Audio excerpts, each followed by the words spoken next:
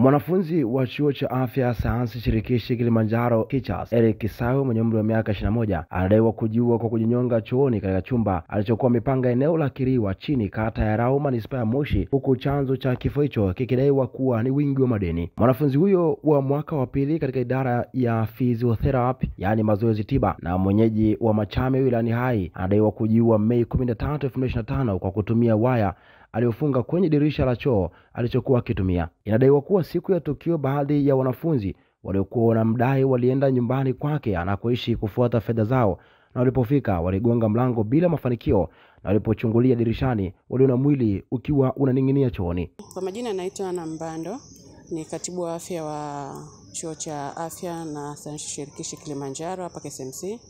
Ni kweli tuna msiba, kuna mwanafunzi commit suicide, lakini tayari kesi hii iko mikononi mwa jeshi la polisi. Uchunguzi unaendelea. Mpaka sasa hivi bado hatujapata taarifa yote kutoka kwenye taarifa ya uchunguzi wa polisi.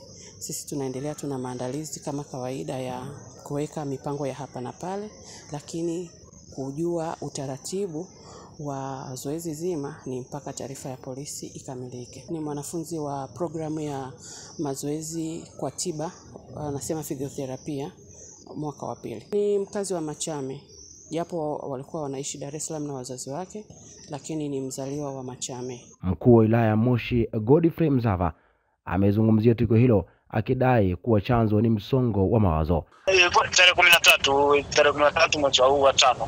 Eric Oscar Sawe akimsingi alijinyongea chumbani kwake, kwa maana ya choo kilichopo ndani ya chumba chake Kiriwa. Alikuwa anaishi na amejinyongea chooni, alifunga waya kwenye dirisha la chooni akajinyonga.